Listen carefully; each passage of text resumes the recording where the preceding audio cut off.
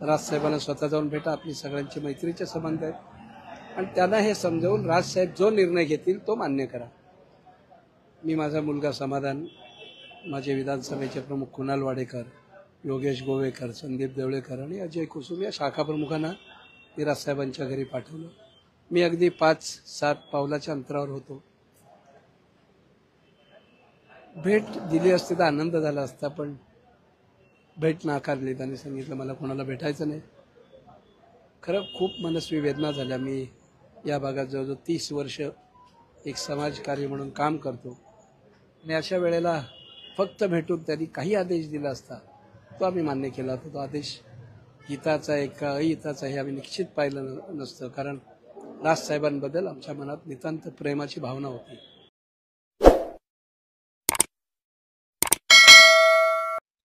राज ठाकरेंनी सदा सरवणकरांची भेट नाकारली.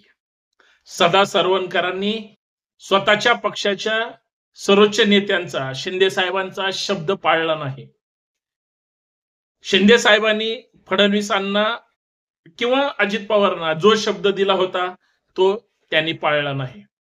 सगळ्यात महत्वाचं, राज ठाकरेंनी जो काही बिनशर्त पाठिंबा दिला होता त्याचा आता शर्टलेस पाठिंबा झाला की काय? कारण ज्या सदा सरवणकरांच्या विरोधात ठाकरेंचाच मुलगा अमित ठाकरे त्या ठिकाणी निवडणुकीला उभा होता, ठरलं होतं की भाजपने उमेदवार द्यायचा नाही, शिंदे साहेबांनी उमेदवार द्यायचा नाही, तरी सरवणकरांनी माघार घेतली नाही. मला असं वाटतं जाणीवपूर्वक सदा सरवणकरांकडचे पैसे खर्च करून त्यांचा पोपट तर करायचा नाही ना. कारण ज्या मतदारसंघातून महाराष्ट्राला दुसरा ठाकरे विधानसभेमध्ये दिसेल अशी अपेक्षा होती, तिथंच मूळ ठाकरेंनी उद्धव ठाकरेंचा सुद्धा उमेदवार त्या ठिकाणी दिलेला गेलेला आहे. याचा अर्थ लढाई ही तुल्यबळ आणि लढाई ही ताकदीनं होणार आहे असं म्हणायला हरकत नाही. याच मुद्द्यावर मित्रांनो आपल्याला चर्चा करायची. सर्वांना नमस्कार, जय जाऊ. मी संतोष शिंदे. सर्वांचं या सामाजिक विचारपीठावर मनपूर्वक हार्दिक स्वागत. विनंती एवढीच आहे, व्हिडिओ शेवटपर्यंत पहा, जास्तीत जास्त शेअर करा आणि सगळ्यात महत्वाचं बेल आयकॉन प्रेस करायला विसरू नका. विधानसभेच्या निवडणुका लागल्या, त्याच्या अगोदर लोकसभेच्या निवडणुका झाल्या होत्या. ज्या मोदी साहेबांना आणि राज्यातल्या भाजपच्या नेत्यांचे राज्याच्या हिताचे जी काही कामं झाले नव्हते, देशभरात सुद्धा चांगली कामं करायला भाजपला वेळ नव्हता, त्या काळात राज ठाकरे नावाच्या महाराष्ट्रातल्या एक स्वयंभू नेत्याने लावरे तो व्हिडिओ म्हणून सगळ्या भाजपची दानादान उडवली होती. परिणाम काय झाला नाही, कारण त्याचा फायदा जरी तत्कालीन काँग्रेस राष्ट्रवादीला होईल अशी अपेक्षा होती, परंतु तसं काही प्रत्यक्षात जाणवलं गेलं नव्हतं. पण दुसऱ्या बाजूला मात्र विधानसभेचा अर्थात लोकसभेचा सुद्धा दुसरा काळ ज्यावेळेस आला त्यावेळेस ह्याच राज ठाकरेंनी परत ज्या मोदी साहेबांच्या विरोधात 90 अंशाचा कोन करून ताकदीनं लढाई लढले होते, तेच जागेवर परत सरेंडर झाले आणि मोदी साहेबांना बिनशर्त पाठिंबा दिला. अर्थात त्यांनी भाजपला काही मागितलं असेल नसेल, बंद दरवाजाच्या आड काय चर्चा झाली असेल, तुम्हाला आम्हाला काहीच माहित नाही. शेवटी ग्रामपंचायतीला असू द्या किंवा सोसायटीच्या एखाद्या निवडणुका असू द्या, त्या इलेक्शन मध्ये सुद्धा पाठिंबा हा फुकट दिला जात नसतो. ओल्या पार्टीशिवाय काहीच होत नसतं, हे गावकुसातल्या प्रत्येक माणसाला माहितीये. इथं तर लोकसभेला आणि ज्या राज ठाकरेंकडं राज्याची ब्ल्यू प्रिंट होती, ज्या राज ठाकरेंच्या हातात महाराष्ट्र द्या असं म्हणतात, ज्याच्यामुळे मी महाराष्ट्राचा चेहरा मोहरा बदलेल ही जी स्वप्न घेऊन राजकारण करतात, त्या राज ठाकरेंकडे शब्दांशिवाय आता सध्या तरी काय उरलं नाही. त्या राज ठाकरेंनी मात्र स्वतःचा, पक्षाचा आणि कार्यकर्त्यांचा स्वाभिमान जिवंत ठेवण्यासाठी भाजपला बिनशर्त पाठिंबा लोकसभेला दिला. मोदी साहेबांना 400 पार करायचे होते, भाजपला 400 पारची रोज स्वप्न पडत होती, परंतु महाविकास आघाडी असेल, इंडिया आघाडी असेल, संभाजी ब्रिगेड असेल, तुम्ही आम्ही असो, सगळ्या लोकांनी सरकार कसं निर्दयी आहे कसं लोकशाही विरोधी आहे, कसं संविधान विरोधी आहे, बऱ्याच जाणकार लोकांनी देशभर मांडणी केली. म्हणून 400 पारच्या गप्पा थेट डायरेक्ट खाली आल्या आणि 400 पारच्या गप्पा 240 वरच अडकून पडल्या. लोकसभेला मदत घेऊन प्रधानमंत्री तिसऱ्यांदा मोदीजींना व्हावं लागलं. भाजपची महाराष्ट्रात तर प्रचंड नाचक्की झाली. उलट 18-19 खासदार काँग्रेस सारख्या पक्षाचे निवडून, ज्यांचा एक त्या ठिकाणी होता तो पण नंतर आकस्मिक निधन झाल्यामुळं काँग्रेस महाराष्ट्रातून लोकसभेला रिक्त होती, निरंक होती. त्यांनी त्यांचा परफॉर्मन्स दाखवला.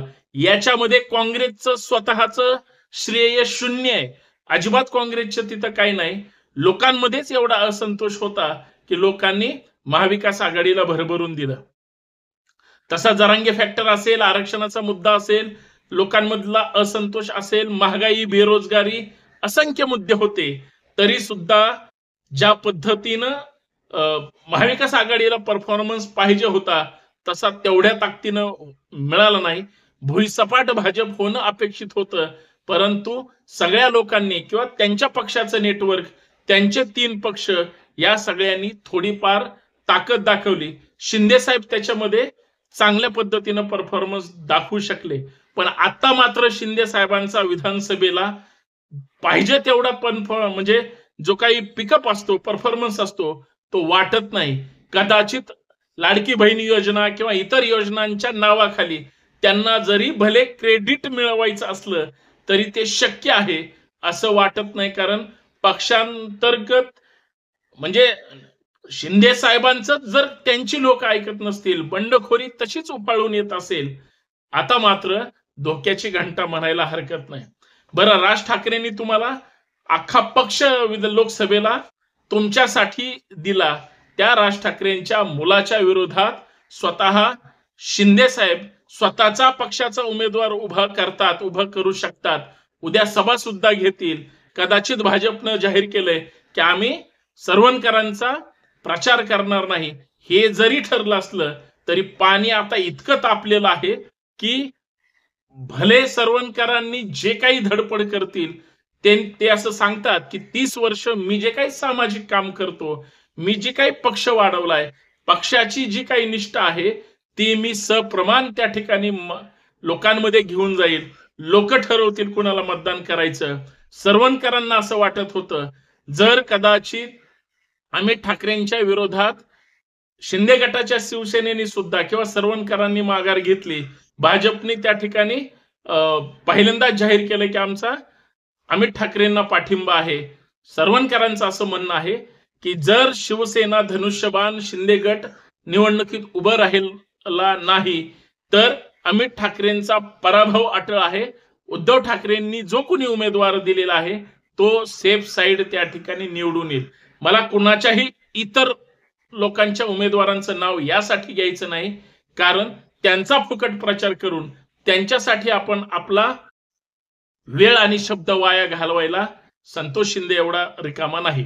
आता प्रश्न इथं उरलेला आहे, जर हीच अवस्था इतर मतदारसंघात होणार असेल तर माझं असं मत आहे विधानसभेला सुद्धा सत्ताधारी युतीला म्हणजे शिंदे फडणवीस पवार सरकारला फार मोठा झटका बसेल आणि सत्ता परिवर्तन झाल्याशिवाय महाराष्ट्रात राहणार नाही.